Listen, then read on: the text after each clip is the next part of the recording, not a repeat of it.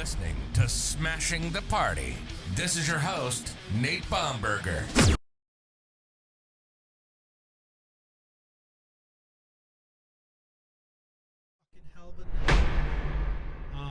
It wasn't fun, and I'm going to tell you that I lost a ton of animations. Everything fell apart. So what happened last night? Welcome to the party. My name's Nate Bomberger. Sorry about that bitch session. As you can see, no sleep.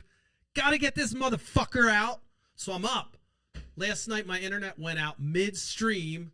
Did 2.5 hours. And the fucker, I went to go home. I was about ready to crash. Was watching my video, just making sure because no issues. And boom, lost half of it. Didn't realize my internet wasn't affecting my local stream. So all hell broke loose. But so we don't miss a fucking day, I have not slept. I'm continuing this fucker, and I'm doing this stream. I don't give a fuck about my goddamn sanity today. Yeah, I'm pissed off. Not my fault. Beautiful fucking layout. Anyway, all right. What am I talking about today? Last night, I put together a nice package for you. I was want to talk about caste versus class. I was triggered, really not triggered, but I was forced to talk about this, in my opinion, because I wanted to lay some groundwork for some future work that I want to talk about. And that work is kind of how I want to create this manifesto or this modus operandi for how we want to change the world. That's the reason I'm doing this, right? I'm saying things that are in my mind that I think that are powerful thoughts. And so I want to set the stage for understanding classes. I want to understand social constructs. The big word for the day is social stratification. Caste versus class, social stratification. What it means is the classification or segmentation of people. And why is that important to me? In my opinion, we are living in a time where we have more equality disparity. There's income disparity, and we're essentially living in a time where the concentration of wealth is probably more concentrated than it's ever been in history. We have a small percentage of folks that own a large majority of the wealth and the resources in this planet. So I wanted to break it down and talk about caste and different social constructs that we've lived in. They're all fucked up. I'm not happy with the way our system works. And, you know, you can say I am somebody who is privileged in many ways. I have an education. I have a good education. Grew up having my Maslow's hierarchy of needs taken care of. And I would argue that I had a lot of opportunity because of the access and neighbors. So I would consider myself privileged, especially considering my shade, as I like to call it today, since I got no sleep. But let's just dive into it. I'm going to unpeel a little bit the layers of the history of caste system. It's fucking interesting. I'm going to break it down and try to be succinct because I know I'm going to have to go home soon to lend the car to my significant other. So, caste versus class. We're going to try to bang 3 hours that I did last night into what I think I got maybe 30 minutes. And if I don't finish, that's okay because I'm going to hit the fucking send button and we're shipping this motherfucker. It was that bad. I mean, it was a beautiful... I sound like Donald Trump. It was a good stream. And to know that I get home and it's all jarbled, and the fact that I was saving on iCloud meant I couldn't even play the recorded version because my recorded version was not saving to the cloud.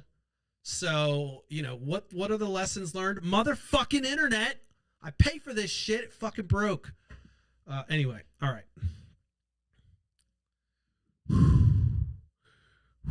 All right, breathe. So what is caste? We remember when we learned about that in elementary school. You learned about India and how they have a different system, and it was really weird to me when I grew up knowing that they had a system that forced somebody into a certain slot. You could never get out of it. The real stickler for what India had in its system, which was made illegal in 1950, but it still hasn't evolved because it's kind of so ingrained in their culture. The caste system was based on a system that came from their religious texts, and it delineated different types of segmentation. It classified the population into four different groups. There were the priests and the teachers. There were the laborers and there were the laborers. There were the warriors and the priests. Man, I'm fucking up. Let me just pull up my notes. God damn it, man. Oh, what a night. So it stemmed from a religious kind of backing to and how society should delineate and determine the classification of people. And then what happened was when Britain came into India, they reinforced this through access to government and official roles. And so when Britain took over India, India had this loose construct of classes that came from the religious texts. And instead of bringing Britain's way of dealing with things and bringing, the court systems and everything else they had, and the nobility and all the things that they had when they conquered a new area, they instead decided to double down and reinforced this classification system. What caste meant back then, and still means in a caste system, the difference is that you're born into it. It's rigid. You are born into this class, and it's very, very difficult, nearly impossible to get out of that. So let's say you're born at the laborer level. It's very difficult to get to the next level, and so on and so forth. And so there's no upward economic mobility, as we like to say in the United States. And so you can see that this was a mechanism that prevented people from having autonomy and finding out what they wanted to do. There was no deciding, hey, I want to do that thing. I was born this way, and so I stay in this way. And there's no real effort to get out of it because the system won't allow you to get out of it. One of the things Britain did to codify this is they did a census of India, and when they did the census, they asked the folks what their category, what their caste was, and they documented it. Why was this important? Because that became the reference for determining what status somebody was. They could just look at the census and say, oh, you're a Shudra, which is the lowest, the laborer. And that meant that you essentially that was your brand and you couldn't move out of it. Your children were born into it. And so this system made it easy for the reason why Britain liked it, it made it easy for them to administer. It made it easy for them to control the area because they only had to deal with the folks that they provided access to. And inherently in the system of caste, everyone was so ingrained that there wasn't the concern that somebody would try to move out of caste. And Britain had centralized their administration through the folks that they gave access to, typically the higher class folks. And so they trained them to say, hey, look, when you're checking or when you're doing your duties, make sure you check the census, make sure you check their status. And so they reinforced this through their government administration and really helped to enshrine the caste system into India's culture. No lie, this is truth. I'm doing a shortcut because I know I'm going to run out of time. I'm probably going to get a text saying, hey, where the fuck's the car?